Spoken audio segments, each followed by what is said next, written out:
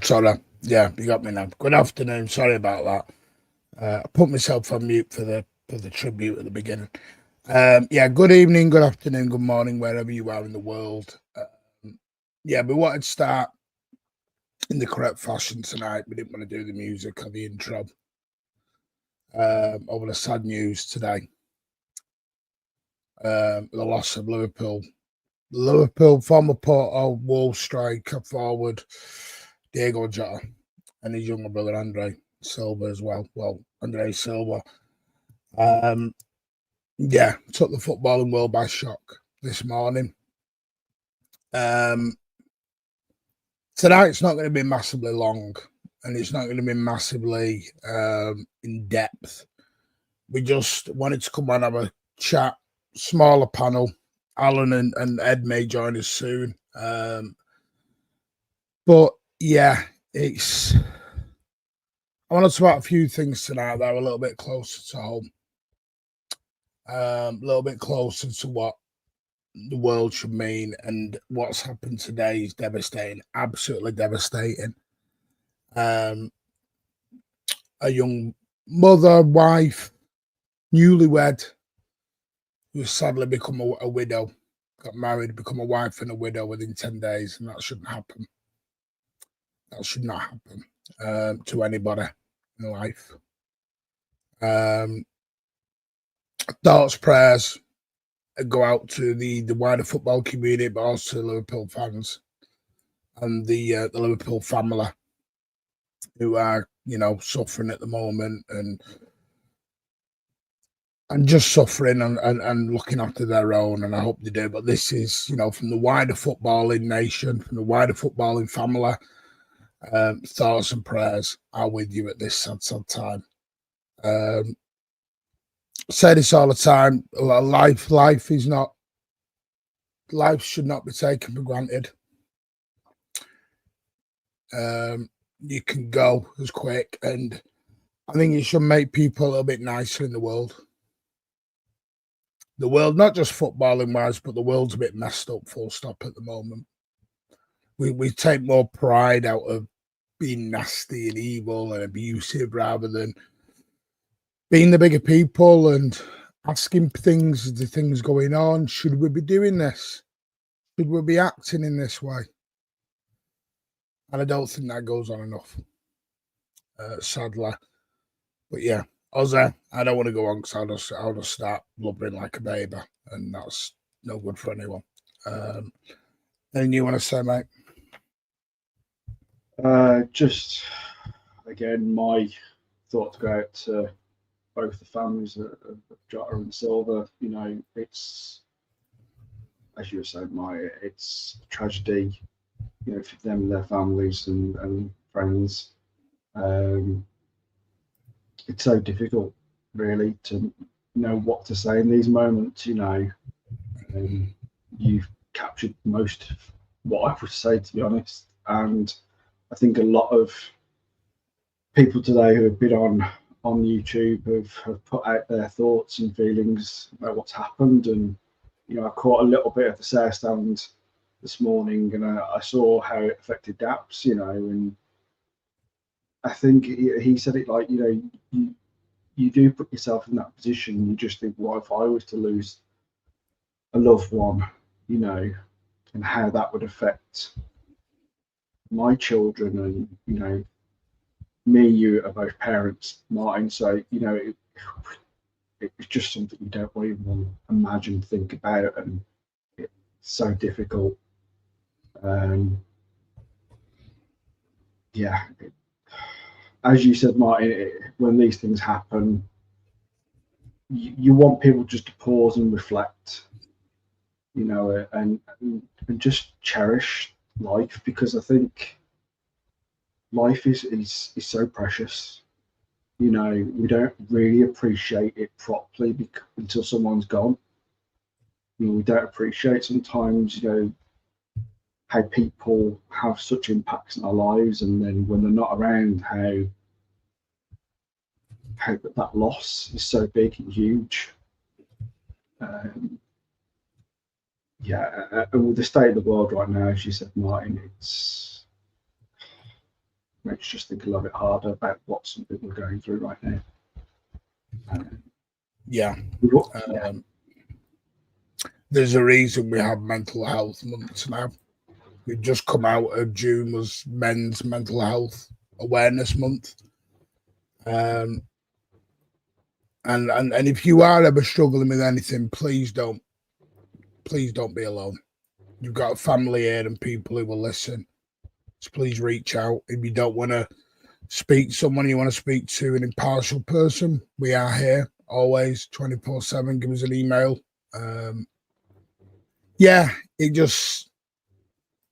I felt for Daps this morning. I was upset because it just took me back to my parents at the minute. The thing is, you don't realise what you've got until it's no longer here.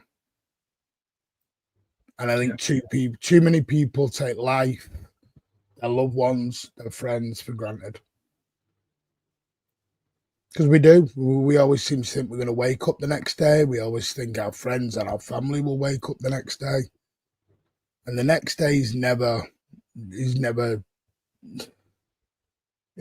guaranteed. And that's what you got to remember. And which is why I got taught a very old saying a long time ago was, tomorrow's a new day. My grandma and granddad were very, very old-fashioned, but if they'd had an argument, they'd never leave on. They'd always sorted that argument out before they went to bed. Because you didn't want to, if you didn't wake up the next day, you didn't want to, without an argument. And the funny thing is, that's how my grandma and granddad went. They had an argument and my granddad died through the night. And he lived with my grandma for the rest of her life. I just think we've got to become better people. We've got to try harder. We've got to try harder. Football is a game. I know it's loved but it's always a game. It's not life or death. It's not life or death. Right. Well, we'll try our best to go through it all. I've titled the show "Still Work to Do," and I don't just mean on the field. I think there's work to be done off it. We've gone back to Main Road, Twitter, Main Road FC versus New Fans FC and all this crap. People should have their opinion. And me and Pat went on a show earlier on, and it wasn't anyone's fault, and we got abused in the comments again. Moron, stupid, blah, blah, blah, thick. Because we said things people didn't agree with. I'm seeing Ederson having to block or limit his Instagram, and his wife block his Instagram because he's getting vile things said to him about his wife and children. because people want him gone. Ruben Diaz has suddenly become public enemy #1 within the fan base. Nathan Manuel Akanji, public enemy #1. Foden was public enemy #1 last year. I get it. We can criticize players, but calling them names and their shit is just not criticism. That's just abuse. That's just abuse. But you know, we're all a fan base. We're all one fan base, and we should be a fan base. And the last thing we're being at the minute is a fan base, and it's very sad to see.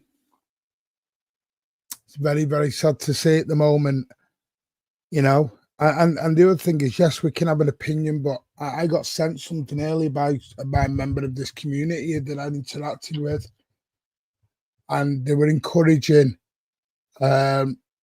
abuse is the only way we get these players out. That's what somebody said. Abuse is the only way we will get these players out. Yeah. They want to kill the main road fans. It's just got so silly over one defeat. Over one defeat.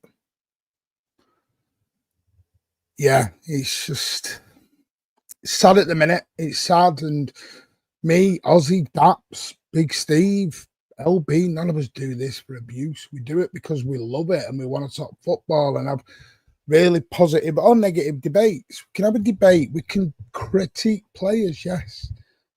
But we've just got to stop the abuse. Abuse is not criticism. Abuse is what it says on the tin. Abuse.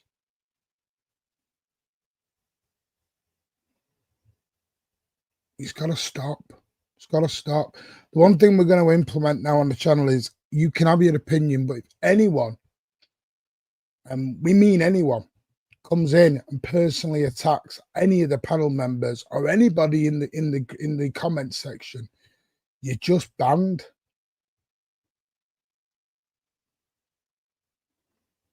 Because that isn't constructive in any way. Yes, say, Martin, I disagree with you. Ozzy, you're talking waffle. That's fine. I tell Ozzy he talks waffle all the time. But you don't call someone stupid, thick, a C-U-N-T. Martin, you're boring. You know, you're immature. You're this. That's name calling. Enough's enough. And it's not going to be accepted anymore. So wind your neck in. Being a fan is exactly as it says on the tin. You are a fan who supports the club. Supports the club. Good, bad, or indifferent. It's nothing to do with the club has changed. It's nothing to do with Main Road FC. It's nothing to do with where we were 20 years ago. The club has changed, but listen, fans, you can't do anything. We can debate. Me and Ozzy can talk on here for 2 hours. It's not going to make the board sack Pep Guardiola. You having a whinge on Twitter is not going to make the board sack Pep Guardiola. And I said this earlier, the sad thing is we've got 7 statues, technically 4, because one's a 3-in-1 with the Belley and Somerville. With the Belley and Somerville one, it's a 3-in-1. When are we going to have another statue for driving people like Diaz and Ederson out the door? Bernardo out the door? I don't get it. Yes, the younger players should be given an opportunity. 100%. Another thing, this Player FC's got to stop. They're all wearing the blue shirt. They've all got our badge on. They're representing us on the pitch. If they go, you say, thank you for the memories. Best of luck. Brilliant. And you just say goodbye to them.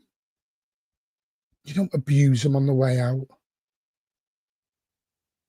It's not a marital breakup, you know. You're not going to go in divorce court and fight over the kids and the house and all that. Come on. Let's just chill out and be nice to human beings in society.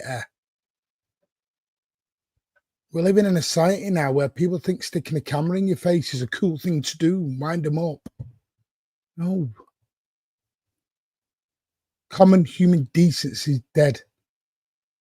And if we've got anything to do with it, we're going to bring it back. And we will on this channel. And it may make us a smaller channel than other people. But as speak to Ozzy, speak with Rich, speak with Pat, me, Alan, we're not here for views. We don't want to be the biggest. We want to be the best and the most consistent channel in terms of views and niceness and respectability. And that's not shade at any other show or any other channel. That's what our ethos is. The Mancunian Way was renamed the Mancunian Way because we're friendly. You come to Manchester, you get a friendly welcome. Doesn't matter whether you're black, white, yellow, purple, indigo, whether you're from Timbuktu, Ireland, or Australia, or even Mancunian, you will get the same friendly welcome you will always get as though you are our friends. That's what the Mancunian Way is about. Embracing our communities, our religions, everyone. So let's do that, eh? Sorry, Ozza. I had to say that. No, it's all right, mate. You know, I I agree with everything you've just said. You know, it's sad that I feel the fan. No, it's not all the fan base. You know, no, there is. I think there's more people out there that think the long as myself and you, Martin, people in the chat, people watching. It's sad that I think it's a small minority that shout the loudest sometimes. You know, and it's very much as a societal thing. I always think it's very much an online thing. You know, people are very much keyboard warriors. They'll spute a load of stuff that they wouldn't say to one of the players to their face. Do you know what I mean? And I'm sorry that some people feel that they need to do that sometimes. They feel that they need to absolutely abuse somebody because you're not going to get anywhere in life if you treat people like that. Won't get anywhere on this channel. No, exactly. So House Cap says he gets enough abuse at home. Exactly, I thought we all do. Like. No, but seriously, as Martin said, you know, we are here for constructive criticism. You know, there's so many times that me and Martin have come to blows, and not physical, but you know, disagreements where we don't agree with each other, and we'll tell each other we don't agree with each other, but we try and do it in a respectful way when each one of us will go, fair enough, that's your view. I may not agree with it, but that's what you think. And we'll do that. Anybody in the comments, if you want to disagree with me or Martin, that's fine. It's your opinion, you know, and you're right to it. So, and I like to think that on the channel that we do try and criticise players, Pep, the board, you know, where it's needed and when we think, you know, it's just. You know, I mean, I was on Wednesday on the Down Under show, and you know, we were talking about a lot of criticism towards the players. I even criticised Pep. I said, you know, his substitutions, his first lot of substitutions didn't make a blind bit of sense. And I really disagreed with him. I thought he absolutely just like, what are you doing, Pep? So we will put criticism where it's needed, and we will call it out. Yeah. And Steve, you know that. We've emailed, and I will do. I'm hopefully I'm going to get back a holiday. I'm going to go out with Andy from 9320 podcast and Ivor, who I've known for a long time. Top lads. But it's not just about meeting old school. I'll meet younger lads, people from around the world. It's about the way we conduct with each other. People just got to stop this, you know, chill out a little bit. We're all City fans. It's just mad. Anyway, Ozzy, let's get into it. By the way, Ivor, I did love that van you did earlier, mate. I love that ceiling. You know, can imagine that on a romantic date night, mate. That'd be you little Casanova, you, Ivor. Right. Obviously, I've had my say on the other night, and I'm not going to play too much into it. Was the mistakes 100%? Was the mistakes the biggest mistake for me was not bringing on Ryan Cherky and Foden a lot earlier. Oh, a lot earlier. A lot earlier, because I think them two are building up a lovely little combo at the moment, a lovely little relationship going on at the moment, which I'm loving. And that's something, that may come at the expense of other players. That's what it is. Because we want the best for City, not for the best for players. Now, again, our Achilles heel was the long ball through the middle on the high line. Now, I think it was a combination of everything. I watched the game back a couple of times. Thought we got counted on our left-hand side more. But again, I've seen people suddenly give up on Ait-Nouri now after under an 80-odd minutes. Ait-Nouri shit now. We're sending him back to Wolves because he's crap. And, Ruben Diaz, who played on the right side, and he had Gavardo. But I had to go at Gavardo this morning. Doesn't mean I hate him. I think he's a world-class centre-back. I just think he's made errors. And that's okay to say. Pep Guardiola has made errors. But I don't buy into this favourite bit either. I just think at the minute it's down to a trust factor. I think he's using some of the players that he trusts more, while the other people are learning. Because I've no doubt Victor Hayes, Abdikir Hushinov, Juma Bar even will be long stays of this Manchester City football squad. And they'll be here long after John Stones and Akanji've gone. And I think that's something that we've got to realise as well.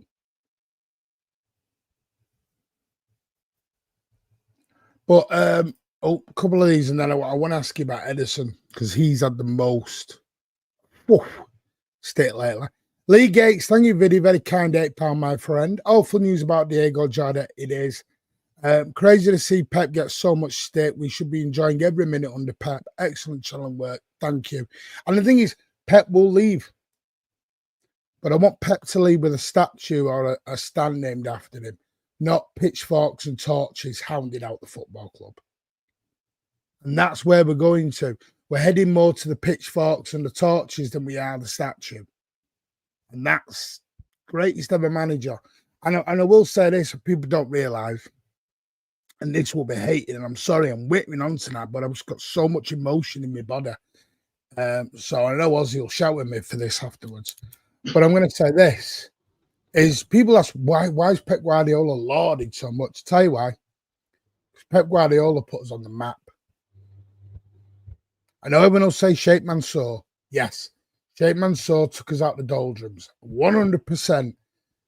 But Pep Guardiola took us from the UEFA Cup as it was then, because we were in UEFA Cup, by the way. We weren't getting relegated as some people think we were. We had a Lando. We were in the Europa League and we were going. Yeah, we were finished with 6th, 7th or something. We were under Mark Hughes and that. Apparently, so they took over and they've spent and they've done amazing stuff outside of Manchester. Rebuilt the area, regenerized. Trust me, I know it's 5 minutes down the road from me in a car. Less than 5 minutes. I know what the old gasworks used to look like down Bradford Road. Briscoe Lane, Bradford Road. I know. That was just a shit heap down there. You're like something out of a war film at times. Yeah, it looked like a World War II evacuation situation. And they've built it up and built it up and built, and they've done magnificent, brought hundreds of thousands of jobs into the community, built homes for people struggling and the homeless. And I can never thank Sheikh Mansour enough for that. Pep Guardiola, football-wise, took us from sort of 2-star restaurants up to the 5-star, Michelin star stuff. We didn't have a European heritage in the Champions League. We did in Cup Winners' Cup, as I will tell you and others, Cup Winners' Cup and League Cup doubles, 69-70. We did that. But Pep took us to the promised land. Promised land. A back-to-back, trebles, doubles, quad, everything. The formidables. All 5 major trophies, apart from the League Cup one year. That's why Pep will get more time. That's why Pep's lauded a bit more, is because that's never been done in our history. We were the little boys who went to school and got beaten up because we were Manchester City fans. We had eggs chucked at us at school because we were City fans. And that wasn't by United fans. That was by Oldham, Stockport and Rochdale fans and Macclesfield Town fans. Wasn't United taking the piss out of us. It was Oldham and Stockport taking the mickey out of us. That's how far we've come. And that's why Pep is our Ferguson. Pep is our Wenger. And yes, he will go. And yes, he should be criticised. But if anyone wants to know why, to the long-standing 30, 40, 50-year City fans, that's why. Because we went through hell and back. And we don't ever, and there's this thing of, we don't want success. Of course we do. Of course we want success. You're damn right we want, but the trouble is we'll take any success. We cling to it.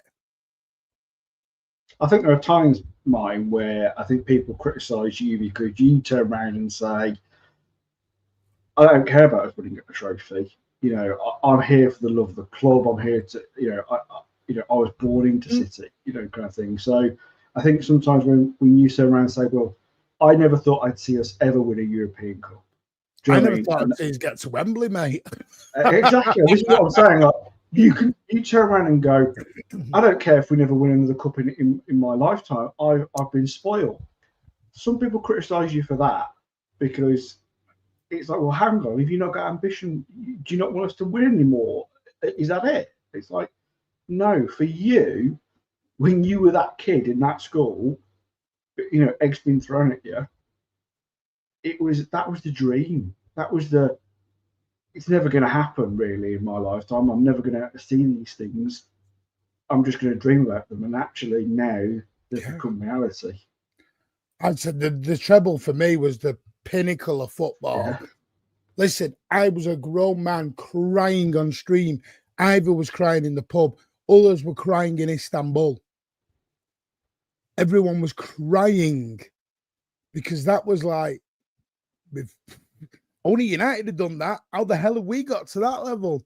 And it's thanks to the players, Sheikh Mansour, the fans, everyone. And by the way, yes, I know the fans got us. I agree with that. I'm not saying just Pep me, but I'm explaining why Pep gets more leeway probably than a lot of others because of the work he's done.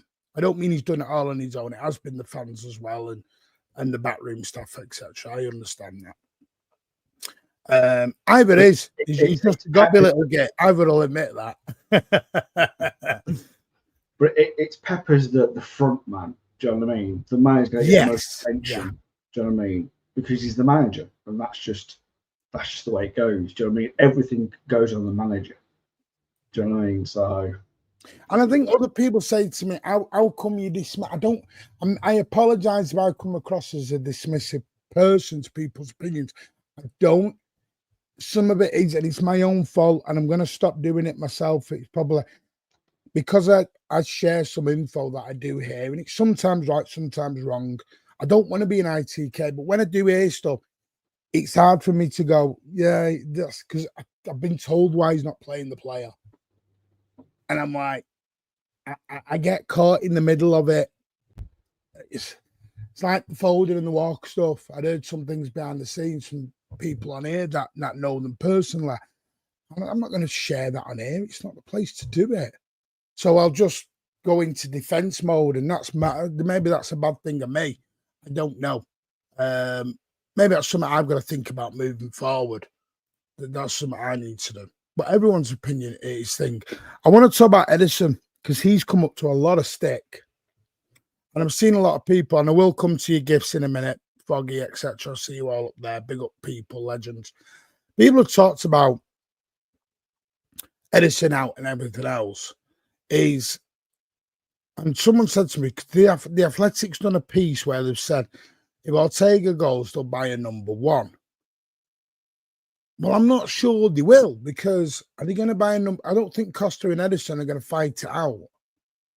I think the minute you buy the number 1, that's going to kick Ederson off. But I don't know where to go with Ederson, because it's a funny one, because there's so much so many people have given up on Ederson. What do you do with it, Ozza? Do you think he's got to sign that contract and just knuckle down to get the confidence back? I don't mean the idiots online sending abuse to him. I mean, you know what I mean? Yeah, I know what you mean. And I've called Ederson out recently, for the various reasons that, you know, we've all seen the performances of last season, and not even last season, the season before. I think as soon as, you know, 2 seasons ago, he was after the treble. You know, he was pretty much on ready to go. On there's an offer from Saudi on the table. Others are leaving. I want to leave, and I think at that point, I think we were all very much like, we don't want him to go. What he wants to leave. You know, he's still a young goalkeeper. He's still got plenty of time that he could still play under City, and there were rumours of a contract on the table, and Ederson particularly wasn't happy about the wages. I think he felt that he should have paid a lot more for what he's done, and to be fair to him, I think he's probably not wrong in a lot of respects. But I think the view is that the money he wanted, it was going to be more than a goalkeeper had ever been paid, kind of thing before. So, and then this has rumbled on, and it seems to have affected his, you know, his ability on the pitch. You know, he's made some. And now Ederson is the kind of goalkeeper where he is amazing with his feet, but we've always criticised his goal stopping, goal. Can't get the word out, but you know what I mean. Put your teeth back in. Yeah, thank you.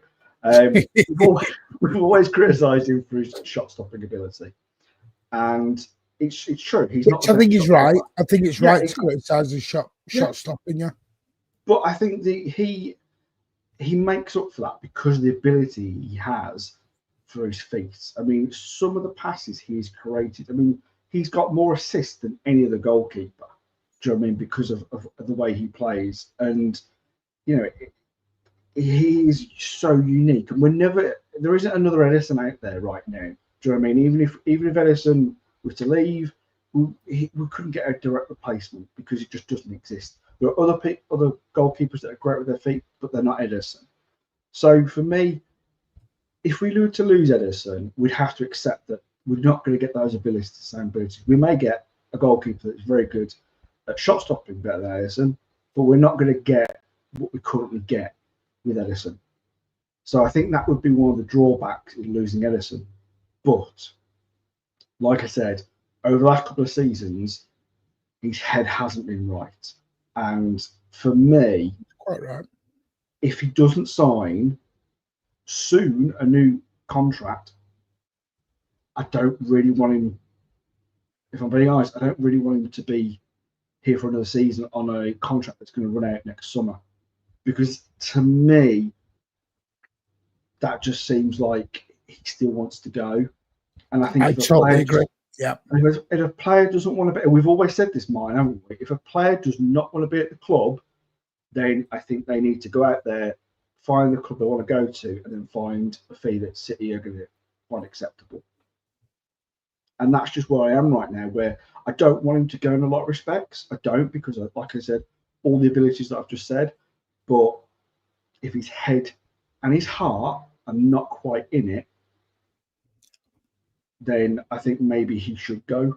And I think with the club turning around and saying that if they lose Ortega, they may go after a number 1, I kind of think that makes a bit of sense, because if the club and Pep feel that actually Ederson's head isn't quite in it, then fine, Ederson, you want to go? And at the moment, I think there isn't an offer from anybody out there, then fine. You will be the number 2, and you can fight it out with, if it's Diego Costa or whoever they bring in, then that's what happens. It's not ideal, but right now, I think the Pep will just have to make good of a bad situation. You know, it's not ideal. I'm a bit with Andrew, though. I'm a bit with Andrew. I'm with you, and I'm with Andrew. If the trouble is, we're never going to know, will we, if he's willing to do that?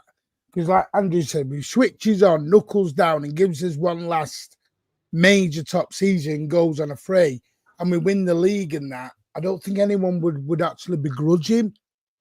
But if he has a bad, it's like Diaz now.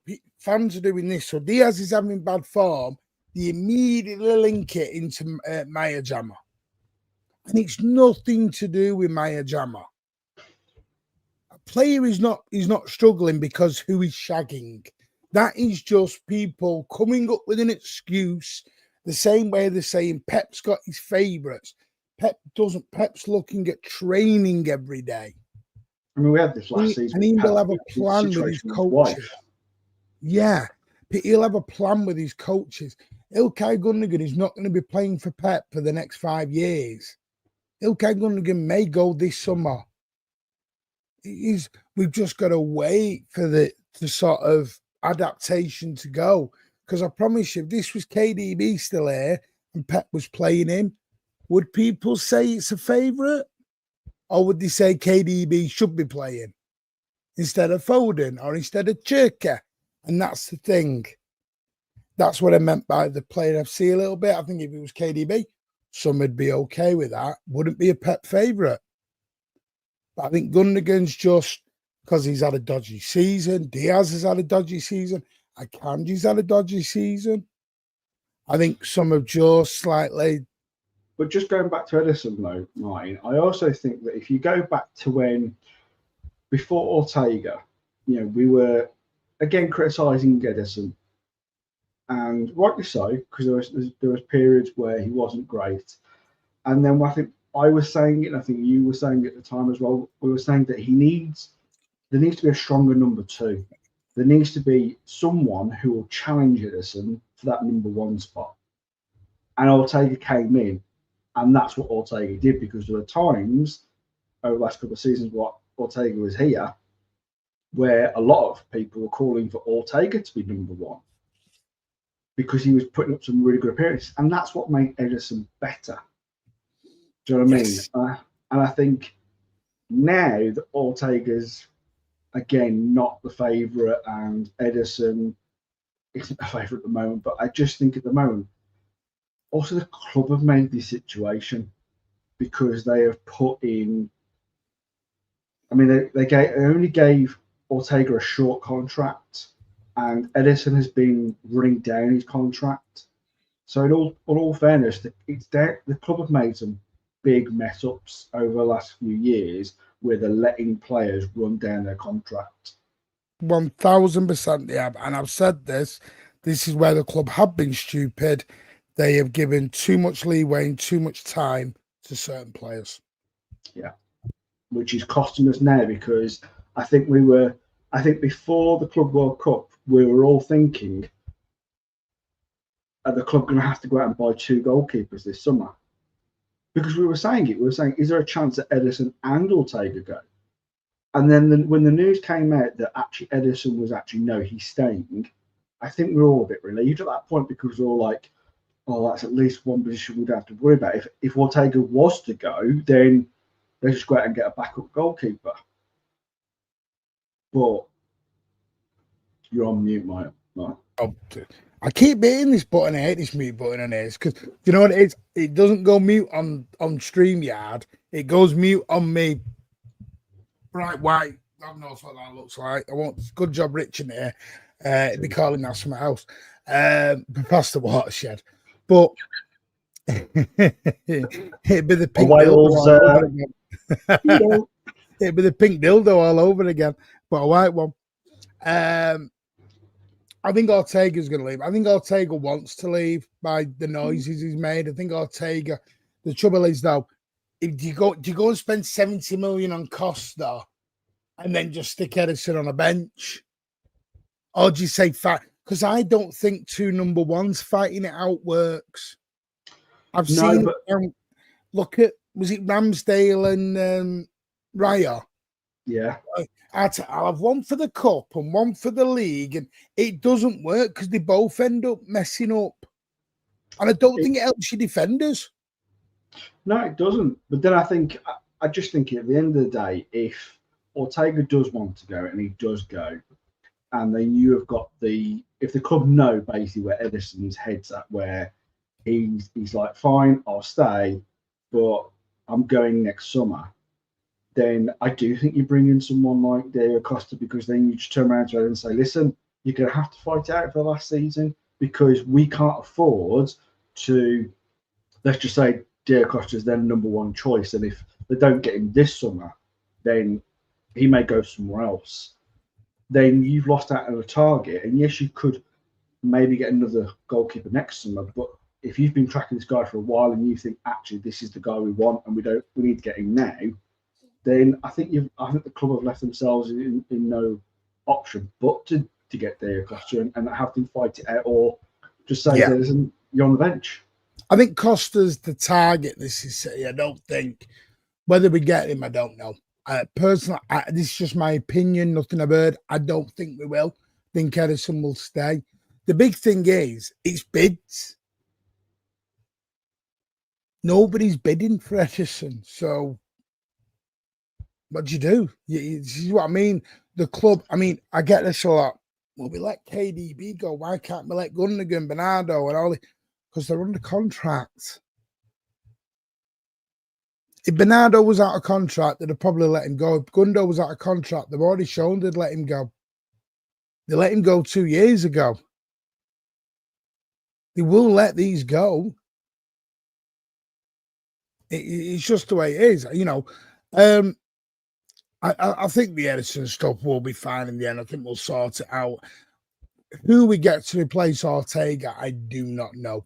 I mean, if I'm honest with you, I wouldn't have bought Bettinella. Elliot said something in a show a couple of weeks back. I would have promoted Spike Breaks myself to be third choice goalie, because I always think with a third choice goalie, I think you're not expecting him to play, but he gets that experience into first team life. Yeah, but isn't it still that he's too young to even get even like to be a backup for the European side? I'm sure there's an age restriction.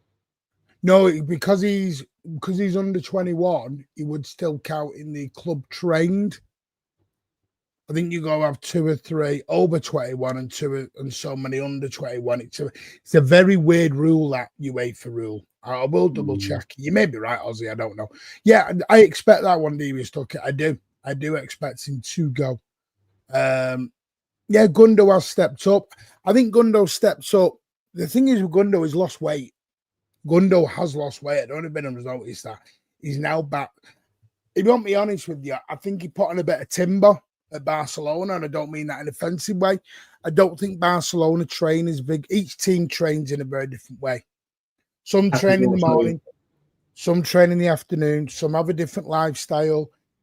And he said himself, Barcelona didn't train as vigorously as Manchester City. But also Pep has a very strict diet. Yeah, exactly. Yeah. So I think he put a bit of timber on, and I think he come back not in the same shape he was when he left Manchester City the first time. And I think it's took him a while. But the one thing I have noticed with him, he's lost some weight and he's looking a bit speedier. Said that about Foden. He looks like he's lost a bit of weight now, and he looks like he's a bit more. Yeah, him and Cherky. I mean, you know what? I'd pay £10, £20 just to watch him and Cherky do the warm up together. Have you seen them both? Yeah, they're like, it's like FIFA. It's like watching that FIFA thing or that 5-a-side football. They're doing kick ups with each other, flick ups with each other. I'm like, you two are just showing off now. But apparently that was another rumor. They didn't like each other. They hated one another. I'm like, Christ almighty.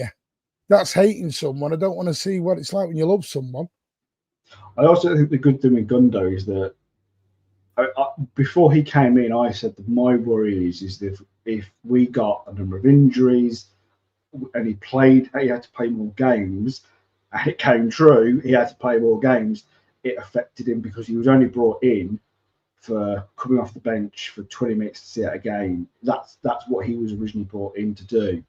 Now that he's had that time to adjust, and Pep has not had to pick him as the #1 choice, then he's been able to do a lot more. And like you said, Marty, he's a lot physically fitter to do a lot more. I want to go on someone else said a lot of stick, Ruben Diaz. I don't think Ruben Diaz is suffering from a couple of things. I think he's suffering from fatigue. If you want me to be honest, I think he's suffering from fatigue. And I think he's also suffering from the system a little bit right now. If you want me to be honest, I think he's suffering. I also think because it's a weird thing. People have not noticed this. Wasn't Diaz originally left-footed? Or am I wrong? Sure, he was left-footed originally. I will double check. I'm sure he was left-footed. I need to check that. It might be right-footed, but I'm sure he was left. Maybe I made that up. No, I've just got up here to check his stats. He's preferred right-footed. He maybe had to play with a bit of his left, but yeah, maybe that's what it is. Maybe I've seen him on the left. I don't know. Yeah, he's right-footed. So he's got Guardiola next to him, and he's got Núñez. So he's got Núñez next to him. I think if he had a proper right back next to him, I think he'd be all right. I also think as well, we're missing Walker. Now, I don't mean as in we're missing Walker as in Walker himself. I mean, we're missing people out 1 minute. I was like, they are devious, Ducky. Come on, we've got to be honest about that. They are, and it's okay to criticize, but please let's be honest, devious, Ducky. People are. They are. Come on, we've got to be honest. I think we are going to come on to criticising some of the defenders. Yeah, constructive criticism, which is okay. And we will, you know. But we're also going to lean on to what this back line is definitely missing.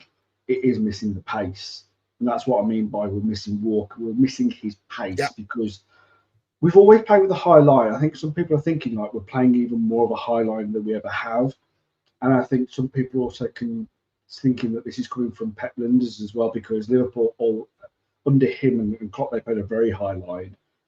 But the thing is, if you play that high line, you also need to have the pace to get back. You need to leave one player, ideally more, but we always had Walker, and his speed was phenomenal. Do you know what I mean? And he was able to do that work where he was able to get back and defend. We haven't got that currently, and that's what's missing from the system, because Núñez is not a right back. He's a midfielder.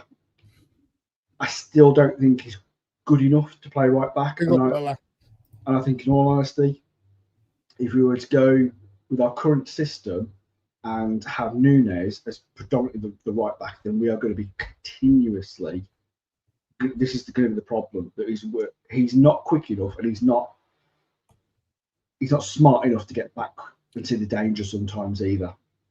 So for me, and I think people are going to turn around and say, well, can't Ait-Nouri do that? Well, Ait-Nouri's been brought in because he is a lot more forward thinking. He is going to be doing He's been brought in for his attacking thing more than his defensive. Exactly. So which I don't think that helps Guardiola either. I don't think that overly helps Guardiola sometimes. But it doesn't. But at the same time, like, because we hold possession of the ball so much, we don't always have to worry about it so much at that point. And to be fair to Guardiola, he's not exactly slow. He can get back. He's maybe not the quickest, but he's still a lot quicker than the likes of Diaz. You know, that's it. Futsal. Thank you, Dash. Futsal. That was what I was thinking of when I was thinking about Cherky and Foden. Futsal. It was. Don't interrupt Bevo, Ozzy. He goes mad at you when you interrupt him. Oh, I'm so sorry. I mean, I'm used to getting interrupts on this channel so much. So I know you feel Bevo, Luke, not in my lifetime. And yeah, so I think that is probably where Diaz has been unfortunate, that he's not had a proper right back beside him to help him with the defensive duties when those balls are played over the top. So yes, I also think he has been poor. He was poor last season, and I think it was his worst season in a City shirt, in all honesty. And that last game, he didn't cover himself in glory. There's no denying that. And I do think he was slow. He was not. But I also think, as you said before, Martin, there are reasons for that. I think he is like burnt out. I think he does need a rest. Him and Bernardo played in the Nations, didn't they? They did. They won it. So, I mean, do you know what? If I was Bernardo and Diaz, I'd have said, no, not playing, go away. Bernardo especially. Bernardo, Foden, Diaz have played more football than bloody anybody. Yeah. I'm actually, people won't like this, but part of me is like, that's why they got 4 weeks off. Go and enjoy yourself, boys. Some of them didn't even get the plane back to Manchester. They just went on their holidays. I think someone went to Vegas. Someone's gone to Orlando and stayed there. It's do you expect much incomings yet? No, you won't get any incomings now, Harris, until outgoings. All the work's on outgoings now. Try Trafford. It's virtually done with Newcastle, Carl. Newcastle are at very, very advanced situation. I think they've agreed personal terms. Everything's done virtually with him. It's the transfer, the money. I think they want more. It's just Brentford, isn't it, that are holding out more for him? Not Brentford. Yeah. Spicy potato. Yes, they do need to do better. But what some spicy potato, with respect, mate, what you said to Pat earlier was a bit disrespectful. Called him a moron. Relax, chill out.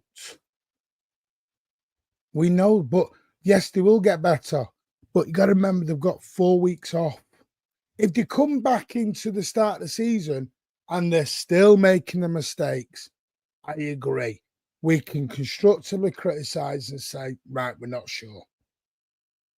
And to be fair, I've just called out Ederson saying that for me, if he doesn't sign a new contract, then I think he should go, or we should get a new number one, and then he has to compete for that number one spot.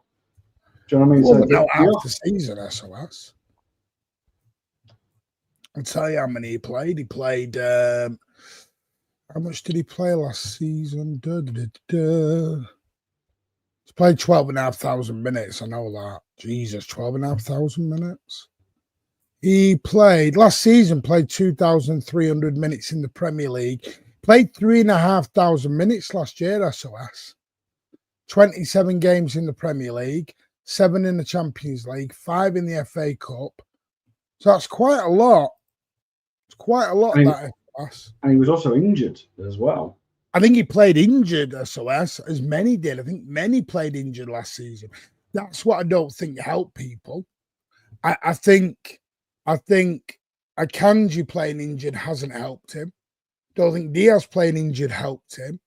But the trouble is, Pep wasn't trusting the youngsters then, so it was just go till you drop.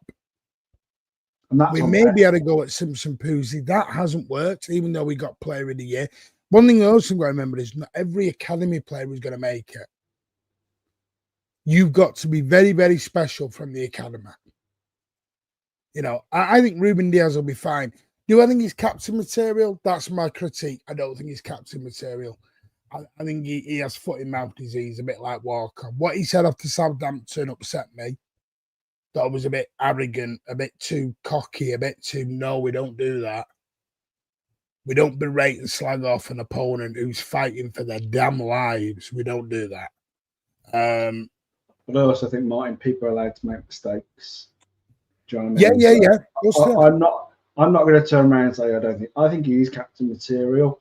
I think you learn from your mistakes. You know, I think he learned from that situation because he hasn't put a foot wrong since. I've been very impressed with Bernardo at the moment as captain. He's saying all the right things. He seems to be, I think the captaincy might mature him. I think Diaz is still part of it, isn't he? There's Diaz, him. Yeah. Who else? Diaz, him, Haaland. Who's the other one? The chat will remind me. Adam, thank you for renewing for 5 months, mate. You are a superstar. And Foggy, long time. I hope you're all right, mate. I've not seen you for a little while. I hope you're all good. Let us know. Send us an email, mate, or I'll send you one. Has gifted 10 channel memberships. Please say a massive, massive thank you to the legend that is Foggy and to Adam for their very kind donations. Thank you so, so much. And Danielle, thank you so much for the very kind super chat, mate. From Sir Flip Flopper Danielle. Listen, thank you. We did speak privately and we've sorted it all out now. And I appreciate the misunderstanding from the other night. But appreciate the support, mate. Thank you very much. Diaz loves to Aura Farm. Aura Farm. Are you talking like the gangster lingo with the farm at the end? Probably. Or maybe I'm just showing my age here. I don't know. Who's going to be our captain? Bernardo Silva's our captain, man. Big up. By the way, this is City, not in my lifetime. Go and subscribe to them. Show them a lot of love. Super channels, super lads. Go and show them a lot of love. I don't mind Diaz's emotion. Apparently, that's the thing he struggles with. He's not as vocal in the dressing room as many would believe. And I've just swallowed something I shouldn't have done. Like my breath. Diaz played the amount of leagues as Johnny Stones' manager. Yeah, he did. He's played quite a lot, actually, Johnny Stones. Johnny Stones hasn't. Jesus. I mean, now that is one I disagree with it. And DC, do not kill me. If an offer comes to Stones, I would sell Stones. Wouldn't want to do. I still think that you may have to look at one of John Stones or Aki may have to go. I still think one of them is definitely up for the. I think you can get rid of one. I think Mixhays and Kushinov will stay, despite the rumours on Kushinov. I do think they'll both stay. And I think, like I said, I think they've got major futures here. I mean, Dash makes a great point. I don't think Pep's going to change the high line, maybe tweak it a little bit, but I think you'll see a big difference when you get a fully 100% fit Rodri back. And you've got them midfielders there to close the door and get back and do it. I think we need to be careful with Rodri, if I'm honest, though, mine, because that was his own fault, though, the other night, Ozza, because the plan was 45 minutes. He begged Pep to stay on.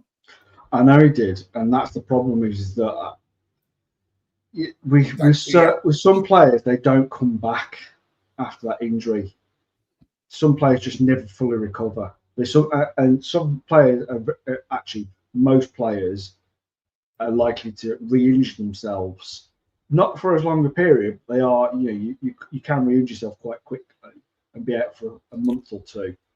So I think that's something we need to be wary of. And I just think, in all honesty, we have to accept that he may not ever be the Rodri that we all know and love. He may never get back to that. He could do. We've seen the likes of what's his face, Virgil van Dijk do it. He did come back from it, but playing as a centre back and playing as a central defender midfield, two different positions. And I just think what we expect from Rodri in that position is a lot. So yes. I think I personally would, and I can understand some of the criticism of not seeing a lot of Nico, because that's Nico what I worry about. That's I'll say Nico G or Nico Ryler. Nico G, I'm talking about. Right. Again, I've got a question on Nico Ryler. What's going on there? I think he'll be fine. I do think he'll be fine. I have more worries on Nico Riley at the minute. I don't. I don't know where he goes, Ozza. This is just left back taken. Yeah, but there's going to be games where, ain't no reason he's not always going to play. There's going to be times where he's going to need to be rested, especially for the early stages of the Carabao Cup and the FA Cup, So I can see him getting game time. But I think you've also just got to be brutally honest, mine. He's a kid. Yes, he did. He stepped up last season when we needed him. But no, I got in trouble saying age. No, Ozzy, I'm not allowing that. I said Kushnoff and Hayes were young, and I got, no, you can't say they're young. So you can't say O'Reilly's young. No, but what I'm trying to say, I'm not just saying that he's young in age, but I'm also saying he's young in experience. Do you know what I mean? Like, he's had, what, 10, 11 professional matches since being at City. He's not had a great deal of game time. And towards the end of last season, he was pulled because he wasn't doing a good job, but because a lot of pressure was put on tired. him. He looked tired by the end. And for a young player, that's understandable. I'll be honest with you, wasn't I? I think if you look at how many did we make in January? 5. We got Juma Bar, Echebera, 6. Juma Bar, Echebera, Kushnoff, Hayes, Nico Gonzalez, Mamouche. There's only Mamouche and Nico Gonzalez that had played any proper amount of games where you go, I get it. People talk about Kushnoff. Again, this is not knocking him, but good evening, Ed. Hope you're well, mate. Kushnoff had not played a lot of games for Lons. He'd only just made his debut the season before as a sub. Yeah. And Victor Hayes had only not played a lot of games. He played some games, but again, that's just in Brazilian league. The two of them were coming in inexperienced. Juma Bar was even more experienced. Hence, he's gone on loan to Nice, which I hate that he's gone to a rag-owned club. But Tete, DM me. Need a word with you about that, Tete. How have you allowed him to go to Nice? Come on, mate. Come on. He'd be in UCL though, Maury. He'd be in the UCL with the team against top competition. He's dealing with rat face. Nah. Yeah, but he's not dealing with directly. He doesn't. I mean, he's doing more stuff with United, and let's let him carry on. I am kind of glad that he's staying in the French league though, because we have seen, yes, the French league actually produce some absolutely brilliant centre backs. So I don't think it's a bad choice that he stayed there. I'm glad that he hasn't stayed at, where was he last season? Lons.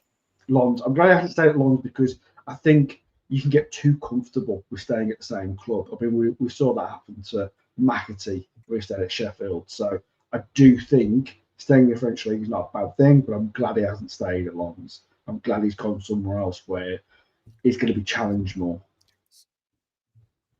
I agree with that, Pete. I think the box midfield helped.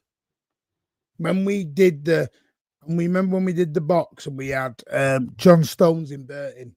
Remember when we had a centre back that went and inverted through? I think that helped. Because what I think could help, this is where I think Stones is a loss because of his fitness. I do agree. Because I think one way of getting rid of this high line worry is having Rodri and then you invert like a Johnny Stones in. So you can have the two together, which is where I was a bit excited about Akambayaso, because I know he can do that role. Yeah.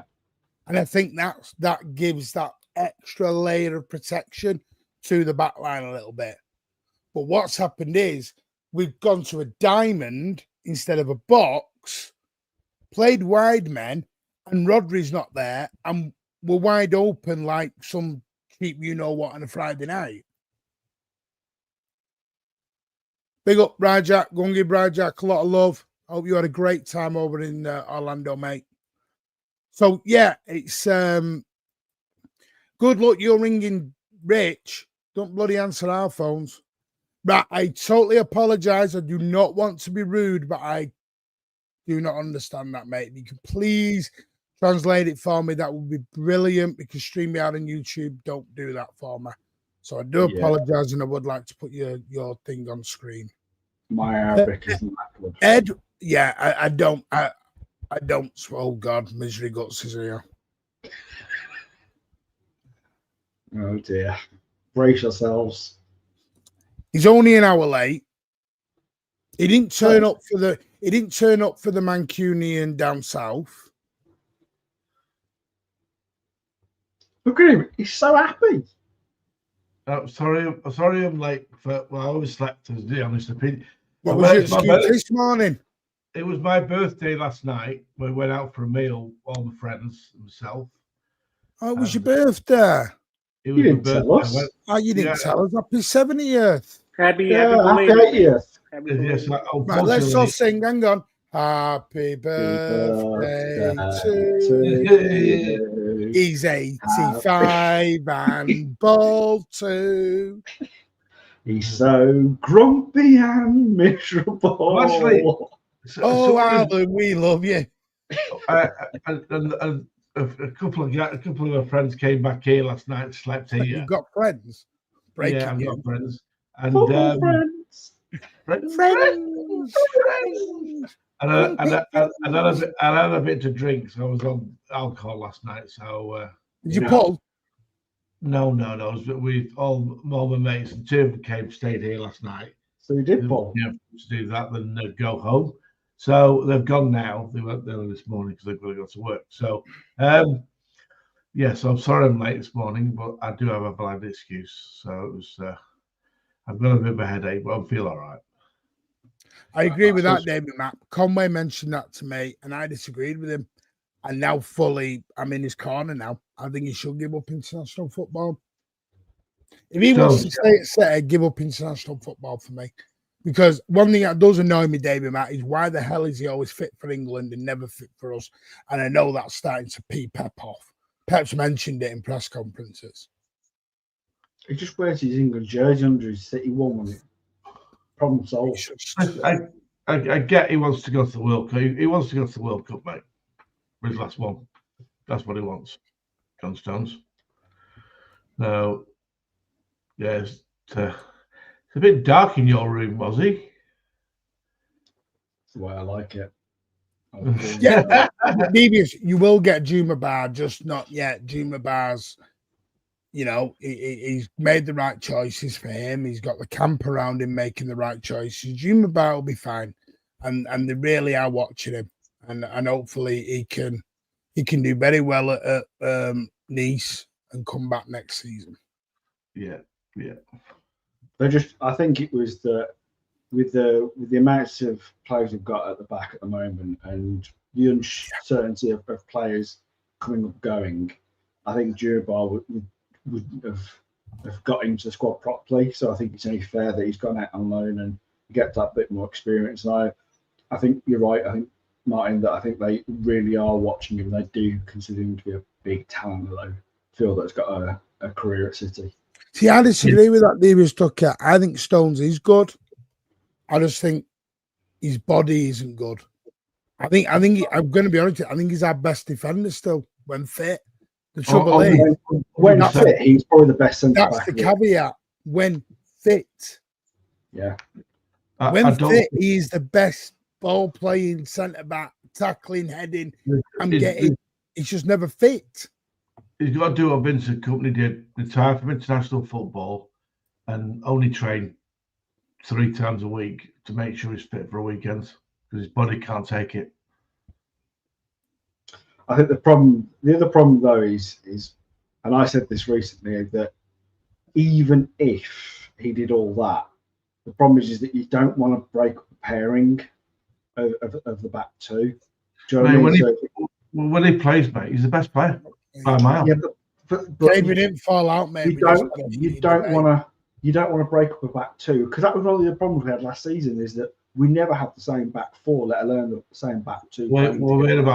We had about 6 injuries at the same time all the time. But this is my thing, is that you don't want to break up that back line. You want to keep it for the big games, especially the same back line, because you keep changing. Our best centre backs when they're together. I would say that's our strongest centre back pairing at the minute. So where does Stones fit in there? Yeah, Cushion's not ready yet. He's not ready yet. I'll be honest with you. I'd even say Stones and Guardiola, maybe when they're both fit, he's the best. But right now, it's Diaz and Guardiola. Cushionoff and Victor Hayes, I think, will eventually get there. I just think they need that time to build up game time. And Cushionoff's been very good in games. And whether we like it or not, there is something Cushionoff is not doing in training that isn't blowing Pep's skirt up. You don't just stop playing him from. He didn't play. His last game was the end of March. You don't just stop playing him for no reason. Do you know what my biggest frustration is at the moment? Why they're not playing Nico Gonzalez. Nico Gonzalez is driving me mad.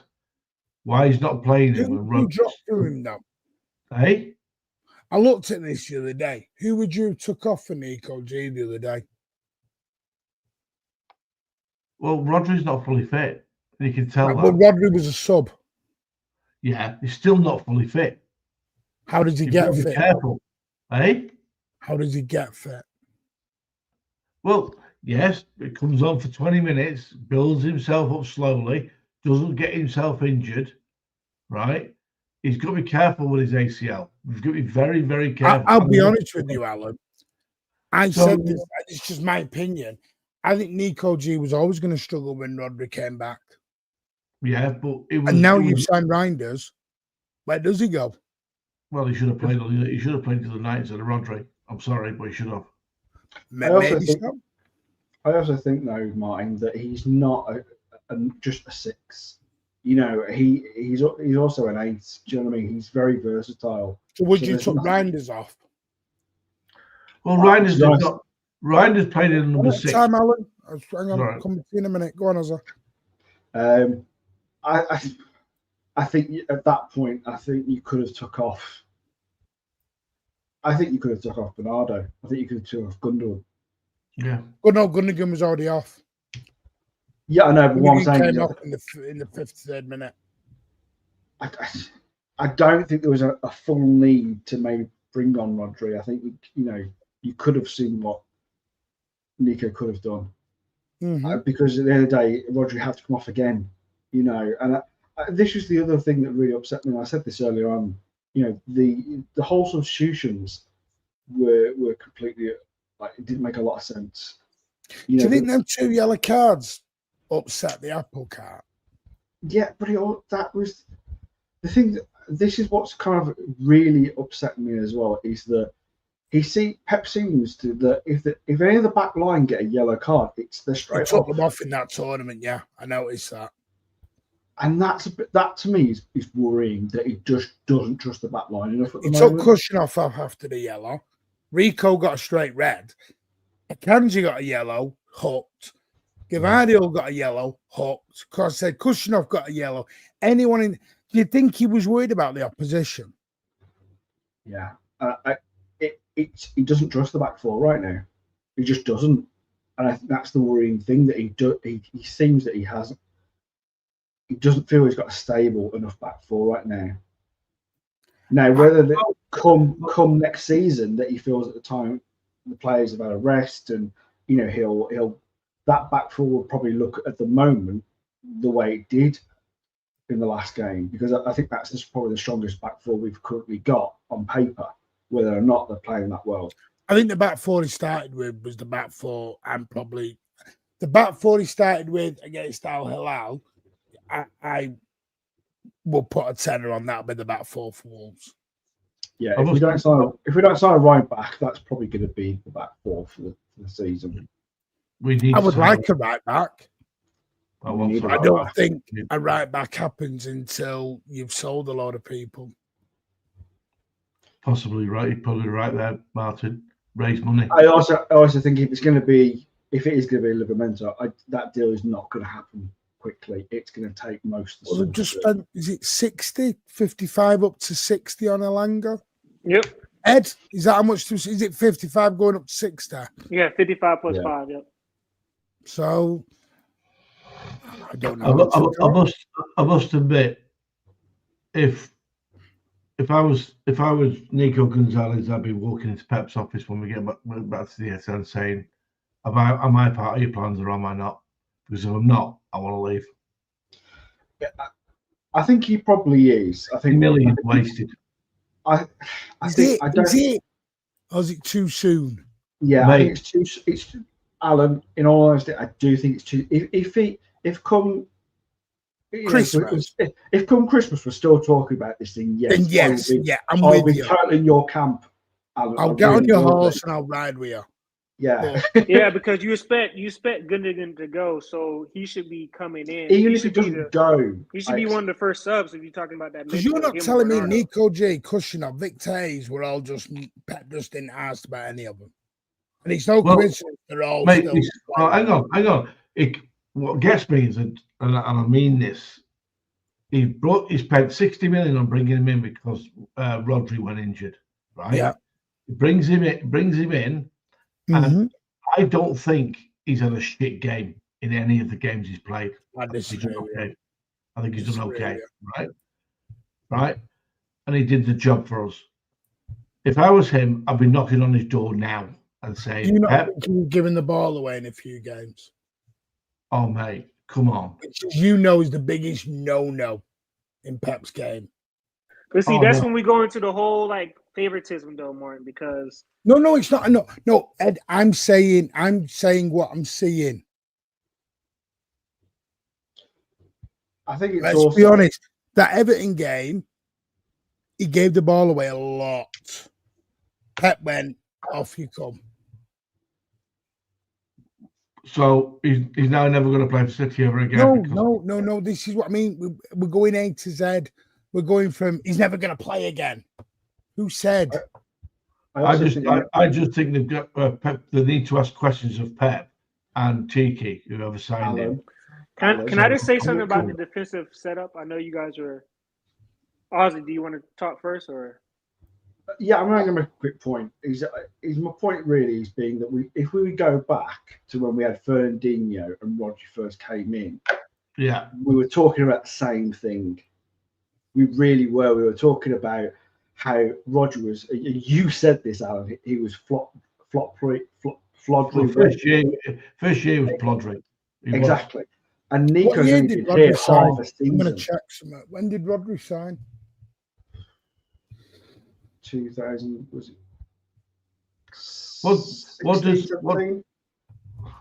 But anyway, my point is basically is that it's way too early to start saying that he needs to go around knocking on the door and going, why am I not playing? Because Martin's right, he needs time to be able to get used to that position. Because for Pep, it's his old position that he used to play. It's the position he knows the most about. Do you know what I mean? And it's why he feels that it's the linchpin of the way we play.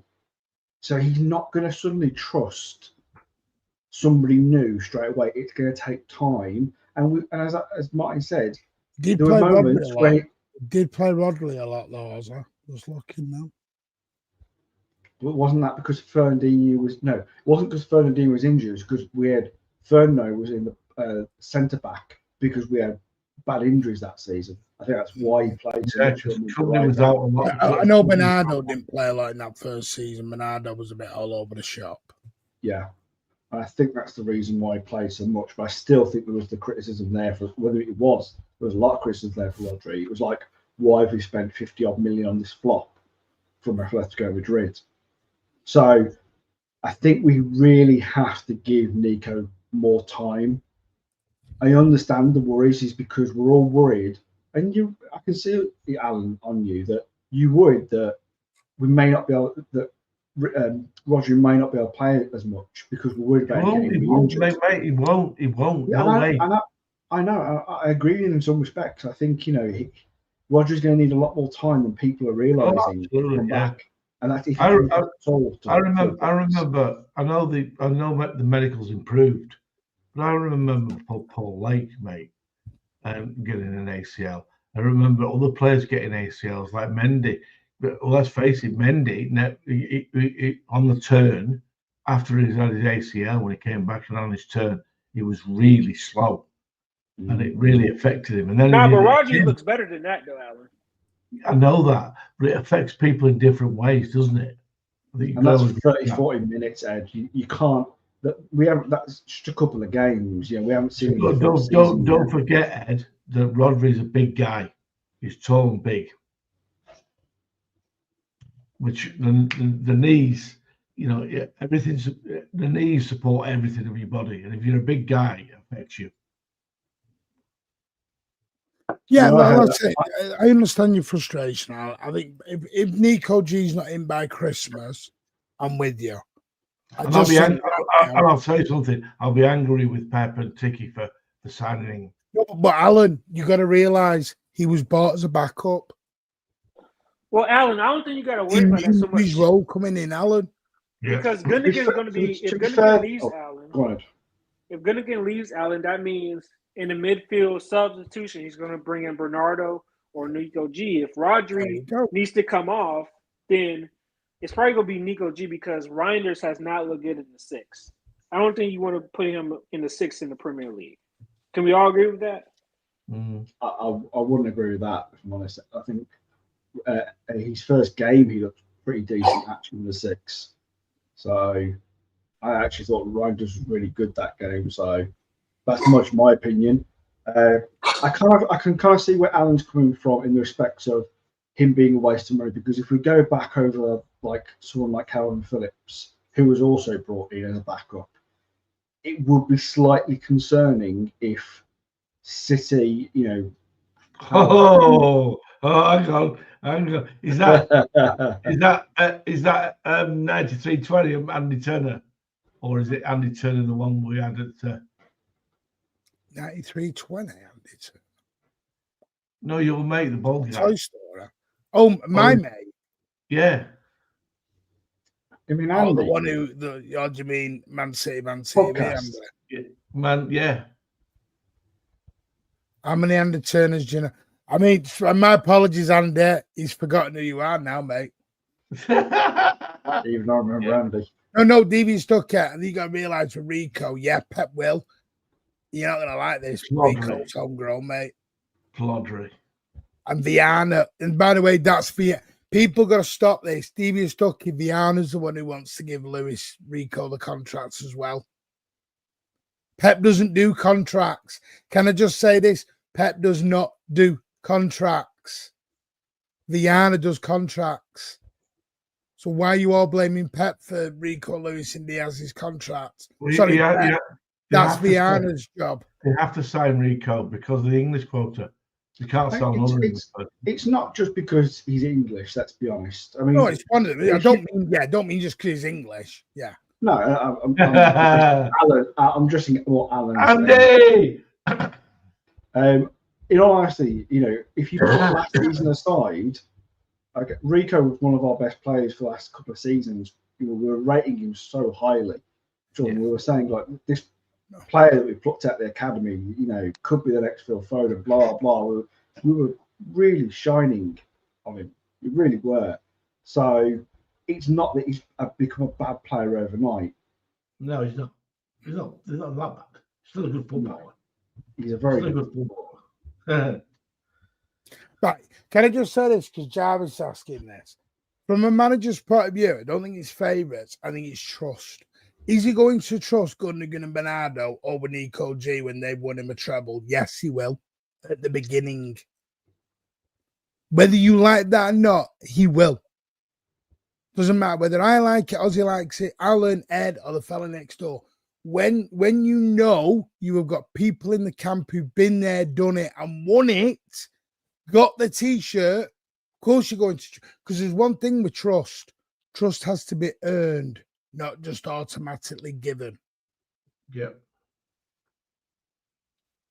But, Martin, I will admit that sometimes, yes, you're right, these players have deserve Pep's trust, but in all honesty, some of them were very poor last season, and I think everyone was poor. That's my no, everybody was poor, but I also think you brought in some really talented players, and to keep relying on the likes of having. I mean, to be honest, I'm going to be brutally honest.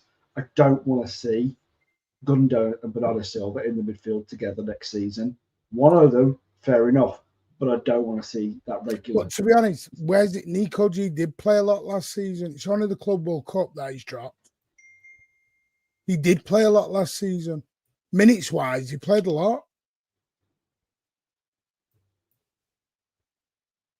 I don't know where this is suddenly not been played come from. Club World Cup, yeah, I'll give you. He's not played him.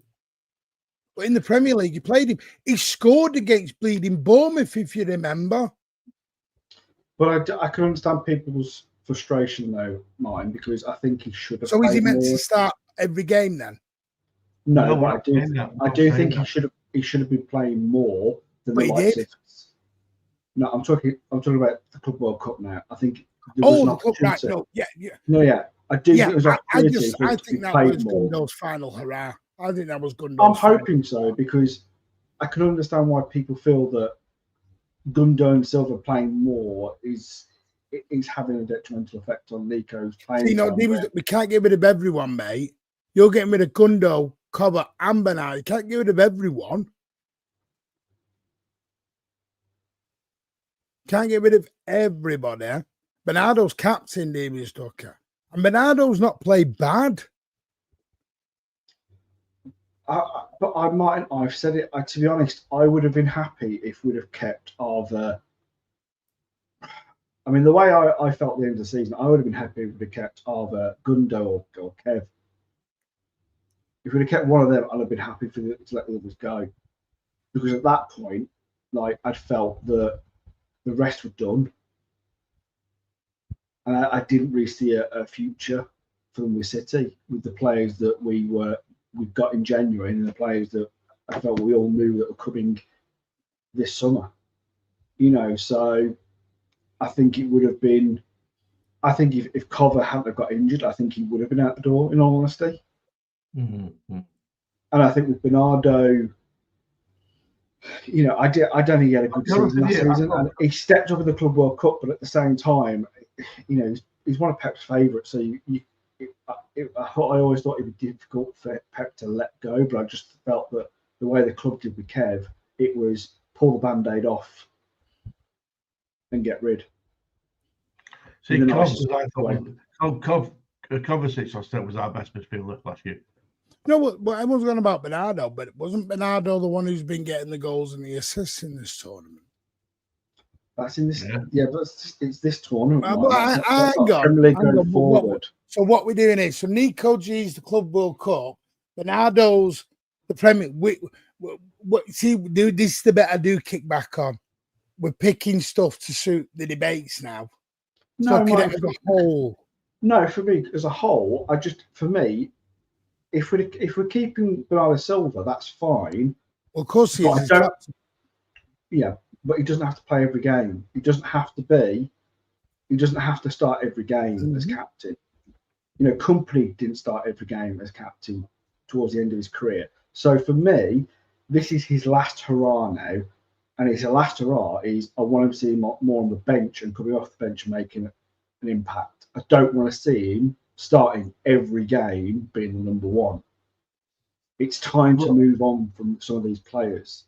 And that's where I understand people's frustrations, where it's like, I don't want to see the same players starting all the games next season. I agree with you on Gundogan and Bernardo starting in midfield together. No chance.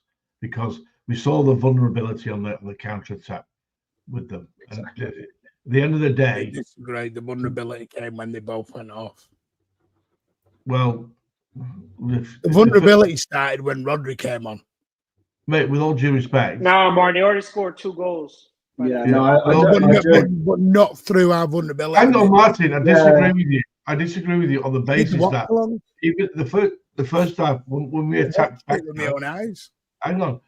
I thought first half we were better going forward, but we were still vulnerable. They still went one-on-one with us in the first half.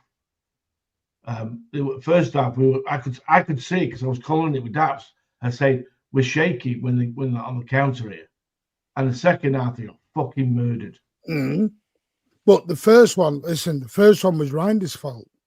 It's what you're all ignoring. Mate, they lost the ball. No, Alan. They lost the ball. No one will disagree with you. They lost the ball. Reinders lost the ball, Alan. Not Bernardo or Gundogan. Yeah. But Martin, they can't run back though. That's the issue. But that's the point though. I mean, don't lose the Reinders can make a mistake in that moment. Any player can make a mistake in that moment. A headed ball can go anywhere sometimes. But if you haven't got the legs in, you watched the third time. You can't keep the ball the whole time. You can't be like, don't lose the ball. You're not gonna have 100% possession. If you haven't got the legs in midfield, because if you haven't got the legs at the back and you haven't got the legs in midfield to make sure you're able to counter attack, then there is a problem. And we didn't have the legs in midfield.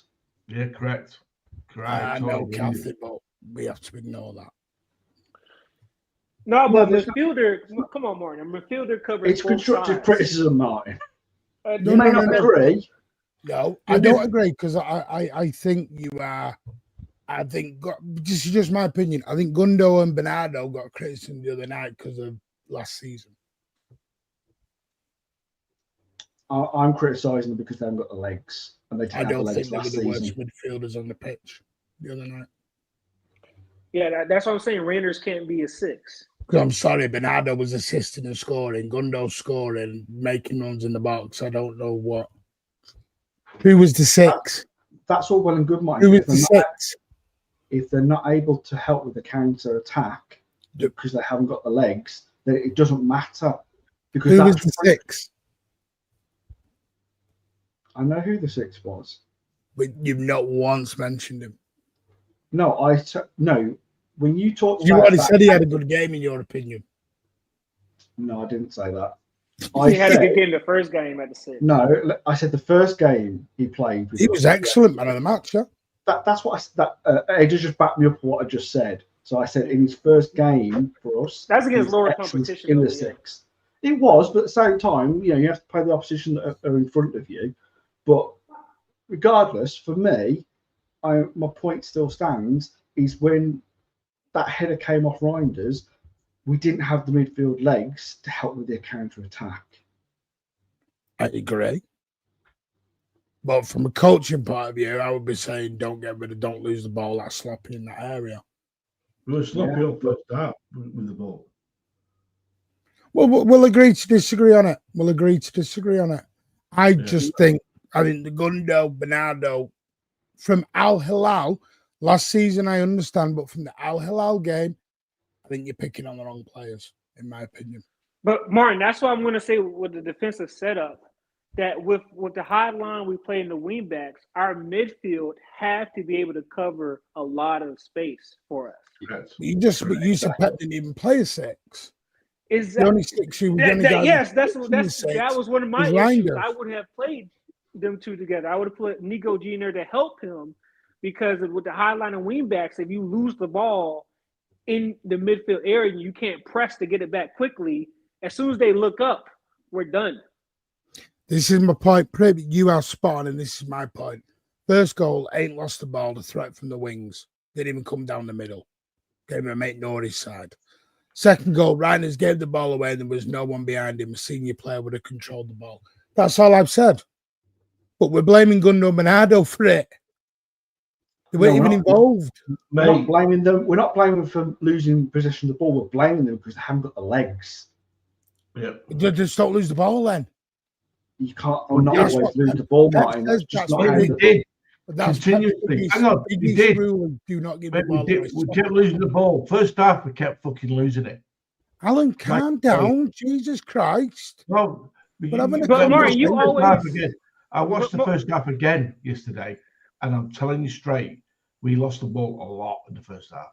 But Martin, you always tell us, though, that opposition are always going to have chances to get the ball and to attack you. They will. So when that happens, you need the legs for those moments.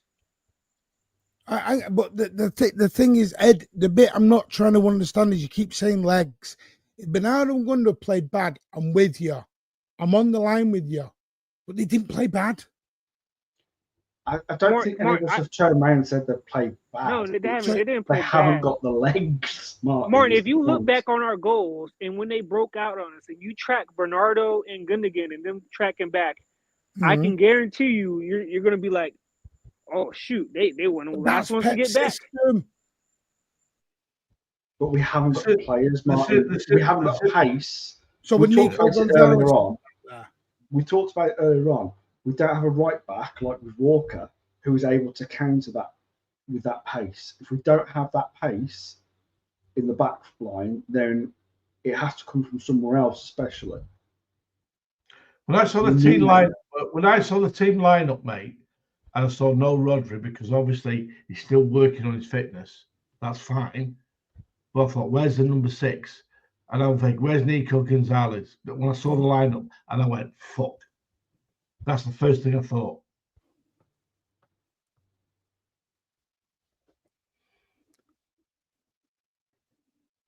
I agree with you, but it's all opinions. I think you, even you saying Bolt ain't getting back there. Never mind. Yeah. I think, and as we said, we were wide open. We're having Nori. We're having Nori. You know what Martin and Ozzy was talking about earlier. You can't really put a center back into the midfield unless your right back is joining the last center back, and Nunez is not a defender. So it's going to be really interesting to see what they do with this defensive structure. Yeah, if you listen to Bernardo's interview at the end, even he said first half we struggled with our counter. And they did. I also think, we haven't really mentioned Al a lot, but I think a lot of people weren't expecting them to be so good, because at the end of the day, we've done it on this channel, and then plenty of other people have done it where they've turned around and gone, the Saudi League is a farmers league. And actually, Al Hilal have probably been one of the star standouts from the Club World Cup, because they've got decent players. They've got a decent manager who's not half bad. He got Inter to a final against us. He got them to a final against in the last Champions League. So it's not that they've got bad players or bad managers, because they've got good players and managers, that they've got a system that works for them. And that quality pass from Cancelo, I mean, we know he can do that because he did that for us. I think we've also just got to expect, say that they're a decent team. But that again was on ain't Nori's side. Can I ask you a question, guys? Has anyone else watched the game since we lost? Yeah. I haven't. Couldn't fucking shit now. Alan, you just think the whole game was crap, and that's where we disagree. No, listen, I haven't watched or looked at result since we got knocked out. Yeah, I came in last night and my mates were here, and I had the cricket on. I'll be honest with you, from England. I mean, it looks like our attack is sorted. If we're going to take anything positive from the Club World Cup, I think our attack is pretty improved. But I don't want to have to outscore people every game. I thought everyone wanted no football. I thought you all wanted Sane Sterling football. Oh, here we go. These agendas again. No, here we go. Basketball, football. You can play basketball, football, but you can't be wide open at the back. Come on. I'm joking. But I do agree with Ed. I said to you, when basketball, football happens, you'll all moan. Right, so let me finish our point, because I agree with Ed that I think at the end of the day, if our back line isn't solid and hasn't got that pace, then I do worry about the season, because it's defences that win you leagues. Okay, let's ask this question, because we're going on in circles here. How'd you get the back line solid then? Well, a good midfield. No, for start. For God's sake. In all honesty, I think you need to sign a right back pace and who can defend. Absolutely. Well, the right back wouldn't have changed anything in that game, because they all came down our left. I don't agree, because there are times where, when we had Walker. You watched the game. I'm starting to question whether you watched the game now, Ozzy. I'm just turning around and saying, I can't say for every game, mind, but I'm just saying, if we'd have had Walker at his best in that game, okay, he's so good that he can stop that kind of type of counter attack. So having someone with pace does help. So who we got with pace? No one. In the back line, probably Guardiola.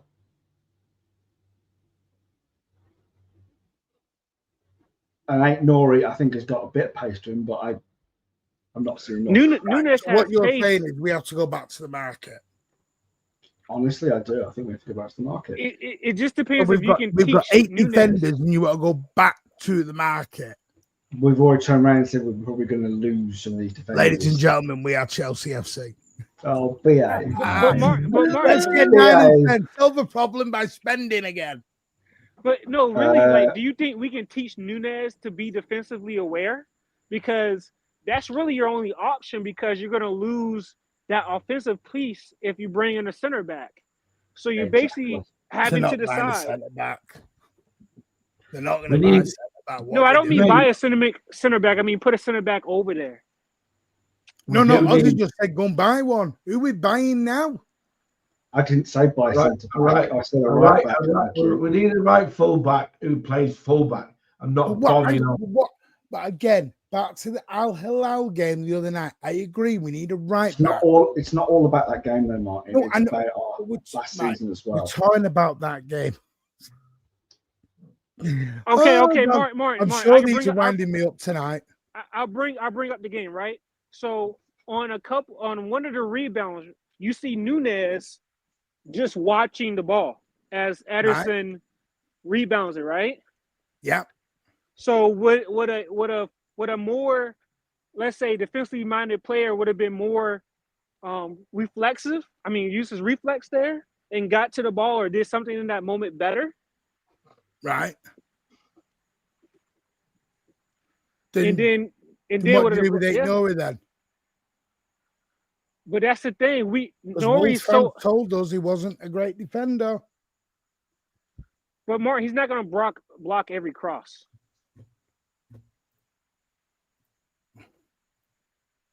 You're not going to stop every counter attack, Martin. I think no, that's my point. I think we're trying to find perfection here, and we're not going to get it. No, Martin. But if you keep on seeing the same thing happen over and over and over again, which wasn't just in that game, it was most of last season. But what we said, we played a high line for 10 years. Yeah, but we had Walker. Right, but that's what I'm saying. Pep is not going to change his system now. He's not going to go 10 years down the line and go, right, let me change it, boys. I know, and this is why we need That's not happening. I know Bevo's mentioned it. It's not happening. And that's why we need the players. He'll tweak his midfield to go like a box or a diamond, or he'll overlap. But he's not going to change his overall philosophy. That ain't going to change.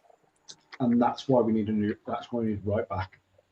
Because Nunez isn't good enough. Well, then we'll see. Well, why not? Well, like I said, he's been doing cushion off Victays, like people have said in the chat.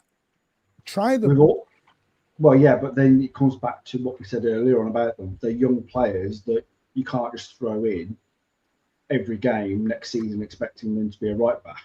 No, I agree. But then we can't just keep spending 30, 40, 50, 60, 70, 80 million to solve a problem. Why not? Because that's Chelsea. That's what I mean by Chelsea. No. All teams go out and spend money when they have a problem. We've done it. Chelsea have done it. Liverpool have done it. Liverpool have spent money for the first time in 3.5 years. And we've spent a load of money in the last couple of seasons. We didn't spend hardly anything last summer. It all stems from having two really bad transfer windows. And we bought some very average fucking footballers who were squad players and not first teamers. And this year we brought forward our transfer plans with these young lads at the back. They're not ready. Right? Our midfield was an issue. We all said it last season. Fucking massive issue. We've rectified it in the transfer window, but the biggest problem of all, the guy that got us out of the shit more times than Softnick was Walker. When the ball was played over the top, he got us out of the shit all the time. Yeah. And I'll tell you something now. You can't rely on a midfield player who he predominantly is in Nunez to clean up the shit. And Nunez, at times last season, he came in and did a job. But there were times where the big games came along and he was awful. And he made some massive mistakes. And that's the problem, is if you want to go and win league titles, Champions Leagues, you need to have a player that is able to do the job. You just said the whole problem. What I said we have to be careful of at the start of the stream. You just said exactly what I said we have to be careful of at the start of the stream. Which is what? It's about the win now mentality. No, which is why the fan base is split right now. No, I'm not turning around and saying that we. Do you recognise as a signing problem? that player? I'm not saying that signing that player. I've seen many positives in the Club World Cup. There are many positives, Martin, but at the same time, I think people are panicking over one game. I'm not panicking over one game. I'm panicking. No, I'll tell you what I'm worried about. It's not panic. We returned to the mistakes we made last year, and they were. But we didn't. We did. Alan, we've returned to the mistakes we've done for 10 years. Why is no one noticing this? Mate, I could have drawn us right through our fucking midfield. Alan, go back to Monaco 2017. Could have drove a bus through our midfield then. But Martin, we're all recognizing that, but we're saying there's a huge get out of jail free card that we don't have anymore. Right, but so exactly. So what do you do then, Martin, if you haven't got that? You just try and solve it as best you can. No. Which is what I said, you get Rodrigo, you get a midfielder to cover. I disagree with that. You don't, because you do that in a season. You don't do that at the end of the season, going into a transfer market. In the summer, you spend the money where you need to spend. You don't start going, so what do we do then? If it don't work, we sell the players, sack Pep, start again. What do we do? No one's giving me an answer. You're going from like where we're talking. No, I'm trying to get an answer, Rosa, because any answer I get, you're not happy with. No, well, I think coming out every 30 seconds. Yeah, no, I just think that it just comes down to we might just have to put a center back over there and give Husnoff and Hayes a chance to see what they have. Yeah, just maybe. You know? The rebuild is going to take more than a season. It will be. It's going to be 2 years. It's going to be 2 years. It might do, but I also think that if the money's available and the players available, then you go out there and spend it. I don't see the problem with that, Martin. 34 players. We ain't doing that yet. You are Chelsea squad, you can see the little glint in your eye. You want 45 players. No, I don't want 45 players, but I definitely want players that are going to do the job. That's what I want. I've asked this question, Key88 loads. Do City fans only enjoy watching City if they win? Some do, yeah. Yeah. There's always those fan bases. There's always that, and we've seen that. Yeah, and that's why I'm not upset. Andy, I'm not upset about the World Club Cup because I don't give a shit about it. But piss off! You were having a meltdown the other night about it. Yeah, because I saw a horror show that reminded me of last season when we were Andy, I'd be really that upset about the Club World Jesus, so I really give up. No, yeah. Like I just said, I saw a horror show that was totally and I get it. It's your opinion. It's your ticket, pay the price, whatever you want. A lot of fans are in the win now mentality, and I get it. And if we're not going to win, the toys are going to come out the pram, and they're going to rattle, and they're going to rattle the chains, and they're going to go, wah, wah, wah. Where's me dodo? And I get it. Do that. Enjoy it. Have a whale of a time. Some will be calm. But what we're going to do is, the people who spoil like a baby are going to be called spoiled, and the ones who are calm are going to be called main road wankers, and they've got no standards. And that's what we're going to do now. But you have got no standards. Into camps. You have got no standards, Martin. I also think there's you have got no standards. No, I haven't, Alan. It's but Alan. Alan, that was bait, Martin. That was bait. Alan, did you have no standards in the 90s and 2000s then? Did you have no standard, Alan? Martin, how did you not see that coming? No, because this is what causes the argument. Alan. Martin, that was coming on from a mile away. No, it was. There's no point getting into that because it was such bait. No, but Alan, that's why. But it's jokes like that have people in the comments who are stupid and start calling me a cunt. They don't call you a cunt. Alan, yeah, please stop saying they don't. When I had to call the police on death threats to my children. That's a long time ago, that. No, Alan, don't do that. Do not do that, Alan, because you got pinned up in a cafe because you got Larry with a Liverpool fan last year. Let's not do this. One thing I won't have is jokes about my children. It was a threat to my children because I didn't have standards. We shouldn't be doing that. This is the problem right now. People think they can say what they want and do what they want. Just let people support how they want to support. I might not have no standards, but if we get relegated to Division 4, if we get pinged on 115, I'll be there. You won't. There's the difference. Where's my standards then? Of course I want us to win, but it's not the be-all and end-all if we don't win. We win, great, I'll celebrate it. We don't win, right, we live to fight another day and we carry on. But I get called a wanker for that. How's that fair? Honestly, how's that fair? It's not. It's not. My biggest issue is we moan about United fans in the 90s and the 2000s, and we become them. Right, but we're not. No one. That makes us two-faced, and I don't do two-facedness. No one on the panel is doing that. But again, we are allowed to make. That was your own fault. That was your own fault. I was holding the cameras. I remember. Did he buy you a drink in the end? He bought you a drink in the end, Andy, I believe. You talking about the pissed up one? You talking about that pissed up one who was asking you questions and ended up buying you a drink? I'm sure it was. So the one, yeah, I know the one you mean outside the hotel. Yeah, that's what I mean. We can have jokes, but don't discuss the personal stuff. I think this is a perfect time. Yo, let's run up the likes and subscribe. We're trying to reach 10K. Totally. When things go wrong in the middle of the season, do the best you can to figure it out. Mentality's okay, but not in the middle of the summer. No, Lee, I get it, but there's nothing we can do, mate. We can talk and we can debate. But me, Ozzy, Allen, and Ed, none of us can get down to City and go, Pep, sort this out.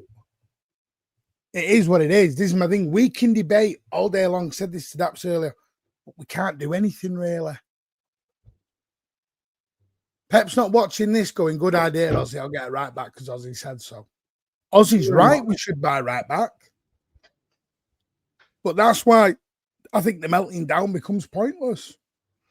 I don't melt down over things I can't do anything. Down though, Martin. Like, you're criticising people for melting down when none of us have melted down. So Martin always dislikes the fan base. How do I? Did you listen to what I said at the beginning? Give on with us. Stop reading shit.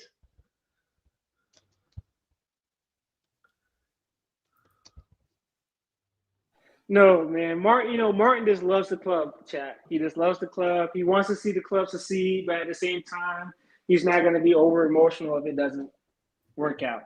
That's all he's saying. Doesn't mean he doesn't have standards. Doesn't mean he doesn't want to see the team win. I disagree with that a bit. Bernardo is dead. I wouldn't say in the prime. I'd say he's coming into the twilight of his years. I wouldn't say he's in the prime still. How old's Bernardo now? 30. 30. They don't know. Years left, or 3 years left. To play minimum 3 years left. See, I'm with you, and Jesus, let's not forget we're fans, not Pep. Leave the best manager in the world ever to do his thing. Yeah, Martin, I told you this in space. I just don't want this to end up like a winger situation. I want Pep to. A winger in what way? You mean like what? We need to buy a top winger, you mean? No, like winger, like from Arsenal. Oh, Wenger. I don't think you're ever going to change that, mate. No, you know what I mean? I mean, this is like the resounding. I don't think it's. I said it to Ozzy at the beginning. Didn't I? I don't think. I think Pep will get pitchforks and torches. Sadly, and I think that's just because some can't handle not winning too much. It is what it is. And we've been spoiled. The reason why I was upset last the other morning was I saw a repeat of last year. And I thought we'd learn not to do these things. And I just hope that Pep changes his thinking about playing the way he did with everyone going forward and playing Kevin Keegan football with a very, very high line. When you haven't got the players, Alan, we have been for 10 years. Mate, listen me out. When you playing the very, very high line, when you haven't got the players to play it, because he doesn't have the players to play that very high line without a quick guy. Well, let's see what he does. Let's just see what he does. Like I said, with a fit Rodri, he may invert another player in. Yeah. Well, he's not going to get fit, probably 100% fit Rodri for a while yet. For at least well, they've all got 4 weeks off now. Well, 3 weeks, 5 days. So they've got plenty of time off. They can get really good rest and enjoy themselves. Yeah. We've all been begging to get a rest, and now they've got it. Just getting over your own emotions, toxics. We all feel the disappointment. Just some don't need to load the assassination bullets. Spot on, Blue Art. A wise word from a wise man. Yeah. Right. Do you know, aren't you meant to become wiser with older age? What happened with you, Alan? Did it skip a generation? Are you like Benjamin Button? Are you getting younger in your older age? Well, they said that last night. You know, they're all going, we can't believe you're 59, which I am. Jesus. Exactly. And I haven't got grey hair. I've not got grey hair either. I'm a lovely night house captain. I've not got grey hair. Ozzy, have you got grey hair? No, he's got a grey beard. Yeah, he's got a bit. He's got a big grey hair. Yeah. ZZ Top. Anyway, right. Final thoughts, gentlemen. There won't be, just let everyone know, the waffle show is on hold until we come back from hiatus. Because I think we're going to have a little 2-week break from when the now? end of July. No. All right. No, about the 19th of July. Unless Ozzy and Pat want to continue it going. They can do if they want.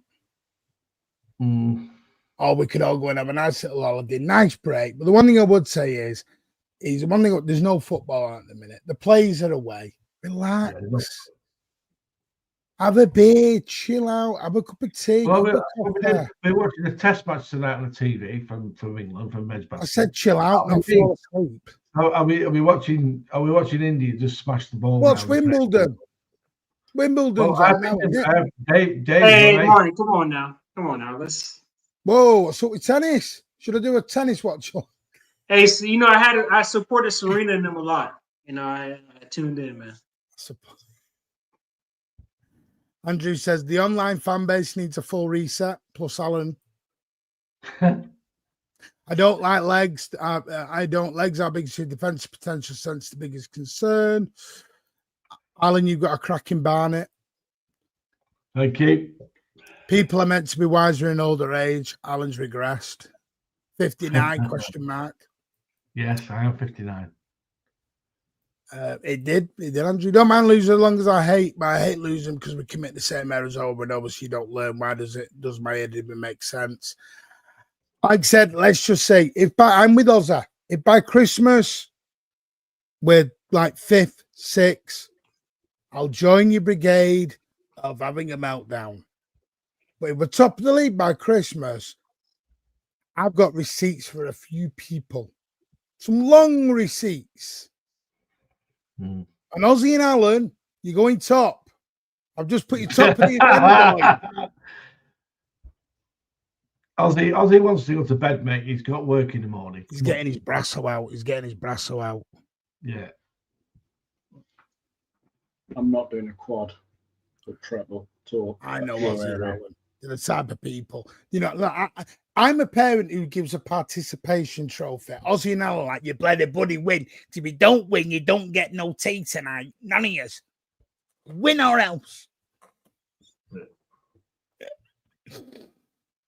No, yeah. Not funny. So, Ed, what do you do in the off season? I thought what do you want? Ed, what do you watch in the off season? Basketball. I watch a lot of sports. You get going, mate. We'll see you soon. No, I'm asking you a question. What do you do? Talking bloody basketball now. All right, okay. Big up, Ozza. Carry on, Alan. All right, guys. Have a good one. So what do you do in the off? Ed, what do you do in the off season? What do you watch? No, yeah. So I'll be watching Wimbledon. Right. I just got some. It's 4th of July coming up. It's summer for us over here, so this is time for vacations and stuff like that. Yeah, fair enough. Fair enough. I got a cruise coming up. Anybody celebrating the 4th of July, please have a marvelous weekend. Look after your families. Happy Independence Day. I hope you have a lovely time with friends, family, however you celebrate it. What pies you have on Independence Day? You have pumpkin pie at Thanksgiving, don't you? Yeah. Apple? Yeah. Right. Ice cream, custard. Hang on. I've always wanted to ask that. I've never done research on this. Never done research. So I don't know. Apple pie. When you've got Thanksgiving, what does it celebrate? Because it's not Christmas. Thanksgiving is at the beginning of December. No, Thanksgiving is just more for just being thankful. Yeah, it's just more. That's how my family celebrate. It's more just about being thankful for things you have, the people around you.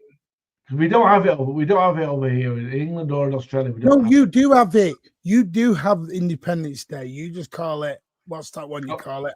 Australia Day. Yes. I thought he was talking about Thanksgiving. He was talking about Thanksgiving. No, he wanted to know what the 4th of July was about. No, 4th of July is more about independence. Yeah, 4th of July. It's about America becoming an independent. Yeah. Away from the British. Yeah, I know. Yes. Well, yes. Yeah. But obviously we don't have Thanksgiving over here, and England we don't either. So I've always wanted to know why they do that. Well, it's just. I mean, we now know the history of what really happened, right? But it was more about over in America, it was taught for a very long time that pilgrims came over here, they developed land. So it started off in honor of that. But as history has shown us, it didn't go as kind as that. Okay. Is there anybody alive now? I know One more thing, Martin. Be safe with fireworks, guys. Be safe. I know a lot of people aren't live at the minute. They decided not to go live because obviously of the tragic news today. But I just want to see if there's anybody alive I can literally flip you to. Anyone live, Ed, you can say? Let me check. Let's look at YouTube. I don't think so. I'm not seeing anything. Because Sard's not live, the Gal's not live. Oh, no, Lee Gunner not live. Lee Gunner live? Lee's always like, yeah, Lee Gunner's live.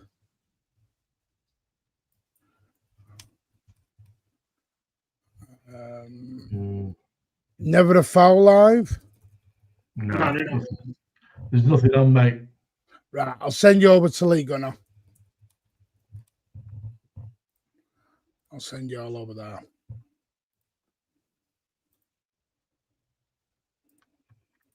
There will be, I will do a space. I'm going to do a space for an hour.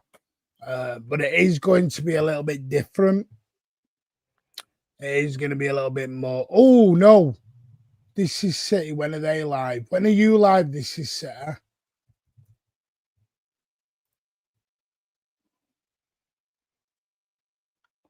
Oh, you're not live till tomorrow. That's no good. Right, I'll send you all over to Lee Gunner.